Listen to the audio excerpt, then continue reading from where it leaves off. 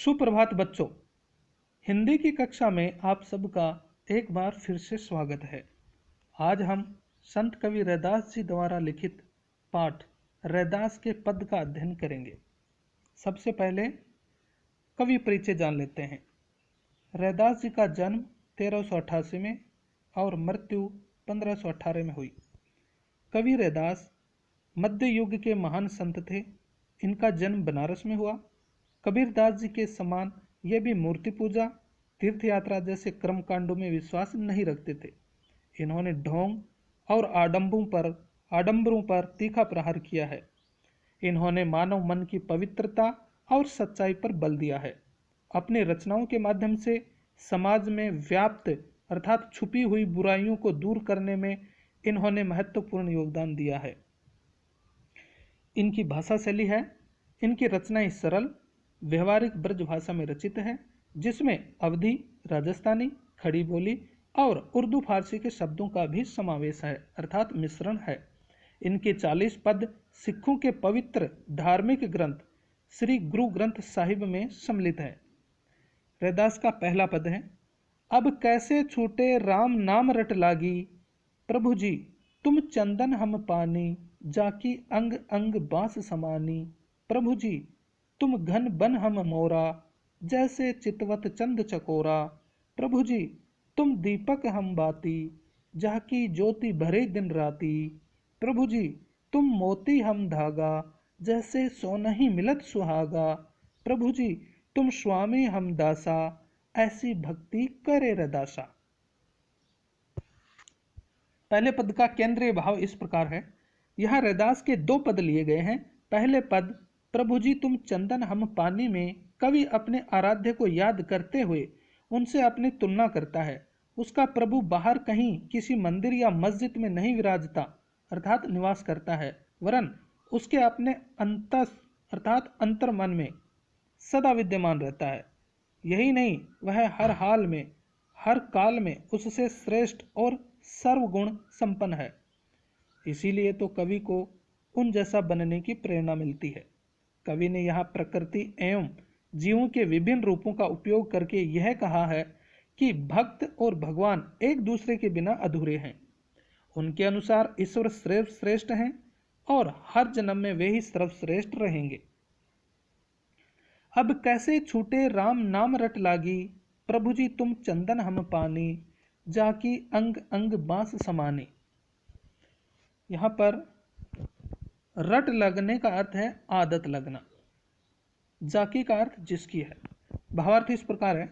प्रस्तुत पंक्तियों में कवि रैदास जी ने अपने भक्ति भाव का वर्णन इस प्रकार किया है।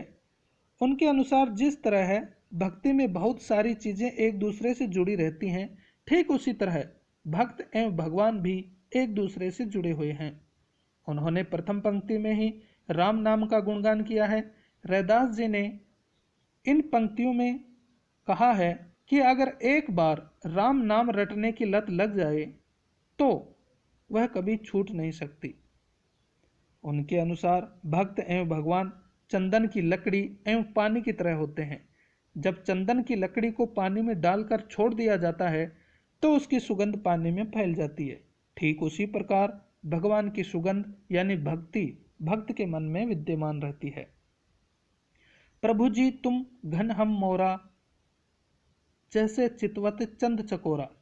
यह घन का अर्थ बादल से है, मोरा का अर्थ मोर से है, चितवत का अर्थ तल्लीन होकर देखना यानी लगातार देखते रहना, एक टकटकी लगाकर देखना। चंद का अर्थ चांद से है, चकोरा एक प्रकार का पक्षी है।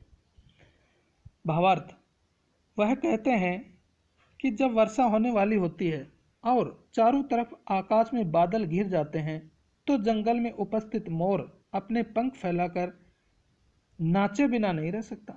ठीक उसी प्रकार एक भक्त राम नाम जपे बिना नहीं रह सकता।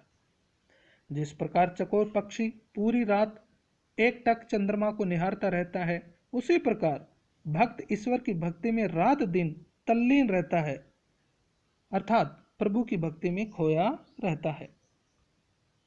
प्रभु जी तुम दीपक हम बाती, जाकी ज्योति बरे दिन राती। यहाँ बाती का अर्थ रुई की बत्ती से है जो हम दीपक में बनाकर लगाते हैं। ज्योति का अर्थ ज्योति से है, बरे का अर्थ जलती से। भावार्थ, रैदास जी आगे कहते हैं, जैसे दीपक में बातें जलती रहती है, वैसे ही एक भक्त भी प्रभु की भक्ति में जलकर सदा प्रज्वलित अर्थात लीन होता रहता है। ईश्वर की भक्ति उसके अंतस में समा जाती है। प्रभु जी तुम मोती हम धागा, जैसे सोनहि मिलत सुहागा। प्रभु जी तुम स्वामी हम दासा, ऐसी भक्ति करे रदासा। यहाँ सोनहि का अर्थ सोना से है, सुहागा का अर्थ वह पदार्थ जिससे सोने को शुद्ध किया जाता है अर्थात उसे और चमकाया जाता है। भावार्थ इस प्रकार है, कवि के अनुसार अगर मोती है, ईश्वर मोती है, तो भक्त एक धागे के समान है जिसमें मोतियों को पिरोया जाता है, अर्थात दोनों एक दूसरे के बिना अधूरे हैं। ईश्वर और भक्त का मिलन सोने और सुहागे के समान पवित्र होता है। जब सुहागा के संपर्क में सोना आता है तो सोना खरा हो जाता है। उसी प्रकार प्रभु की भक्ति पाकर भक्त की भक्ति निखर जाती है। रैदास जी इन पंक्तियों में अपनी भक्ति का वर्णन करते हुए स्वयं को एक दास और प्रभु को स्वामी कहते हैं। दूसरे पद का केंद्रीय भाव इस प्रकार है।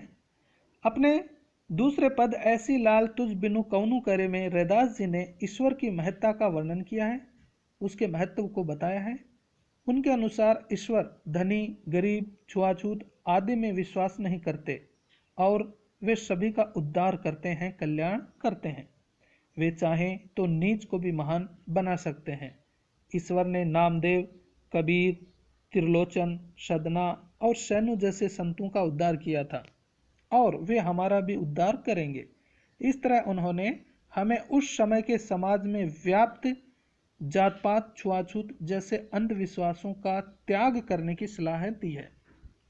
रैदास का पद, दूसरा पद है ये, ऐसी लाल तुझ बिनु कौनु करे, गरीब निवाजू गुसैया मेरा माथे छत्रु धरे। जाकी छोटी जगत कऊ लागे, तापर तू ही डरे। नीचहु ऊंच करे मेरा गोविंदु, काहू ते न डरे। नामदेव कबीरू तिलोचनु, सदना सैनु तरे। कही रविदास सनहुरे संतहु, हरि जीवते सभी सरे। ऐसी लाल तुझ बिनु कौनु करे। लाल का अर्थ प्रभु या ईश्वर से है, कौन का अर्थ कौन से है। भावार्थ, रैदास के पद की प्रस्तुत पंक्तियों में कवि ने प्रभु की कृपा एवं महिमा का वर्णन किया है। उनके अनुसार इस संपूर्ण जगत में प्रभु से बड़ा कृपालु और कोई नहीं है, अर्थात प्रभु जैसी दया करने वाला कोई नहीं है। गरीब निवाजू गुसैया मेरा माथे छत्रु धरे। जाकी छोटी जगत का उलागे, तापर तू ही डरे। गरीब निवाजू गरीब दुखियों पर दया करने वाला। गुसैया का अर्थ प्रभु है। माथे का अर्थ मस्तक, छत्रु का अर्थ मुकुट या ताज, धरे धारण करना। छोटी का अर्थ छुआछूत है। कऊ लागे का अर्थ संसार के लोगों को लगता है। तापर तू ही डरे, डरे का अर्थ द्रवित होना या दया करना। भावार्थ इस प्रकार है, वे गरीब एवं दीन दुखियों को समान भाव से देखने वाले हैं। वे छूत अछूत में विश्वास नहीं करते हैं और मनुष्य के बीच कोई भेदभाव नहीं करते। इसी कारणवश कवि को यह लग रहा है कि अछूत होने के बाद भी उन पर प्रभु ने असीम कृपा की है। असीम मतलब असीमित, बहुत ज़्यादा, जिसकी कोई सीमा न हो। प्रभु की इस कृपा की वजह से कवि को अपने माथे पर राजाओं जैसा छत्र महसूस हो रहा है। नीचहु ऊंच करे मेरा गोविंदु, काहू ते न डरे। यहाँ नीचहु का अर्थ निम्न वर्ग की श्रेणी के लोगों से है। ऊंच का अर्थ ऊंची श्रेणी के लोगों से है। गोविंदु का अर्थ प्रभु या ईश्वर। काहू का अर्थ किसी से। भावार्थ, रैदास के पद की इन पंक्तियों से पता चल रहा है कि कवि खुद को नीच एवं अभागा मानते थे। उसके बाद भी प्रभु ने उनके ऊपर जो कृपा दिखाई है, कवि उससे फूले नहीं समा रहे हैं। प्रभु अपने भक्तों में भेदभाव नहीं करते हैं। वे सदैव अपने भक्तों को समान दृष्टि से देखते हैं। वे किसी से नहीं डरते एवं अपने सभी भक्तों पर एक समान कृपा करते हैं। नामदेव कबीरु तिलोचनु सदना सैनु तरे, कही रविदास हु सुनहु रे संतहु हरि जीव ते सभी सरे। नामदेव कबीरु जुलाहा जो था एक त्रिलोचनु का साधारण व्यक्ति, ये भी एक साधारण त्रिलोचन संत हुए थे। सदना भी एक संत थे, कसाई का अर्थ है। सेनु भी एक बहुत बड़े संत थे जो एक नाई थे। तैरे का अर्थ होता है उद्धार करना या कल्याण करना।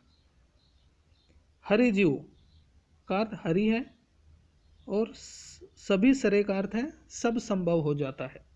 भावार्थ इस प्रकार है, प्रभु के इसी गुण की वजह से नामदेव कबीर जैसे जुलाहे, सदना जैसे कसाई, सैन जैसे नाई एवं त्रिलोचन जैसे सामान्य व्यक्तियों को इतनी ख्याति प्राप्त हुई। प्रभु की कृपा से उन्होंने इस संसार रूपी सागर को पार कर लिया।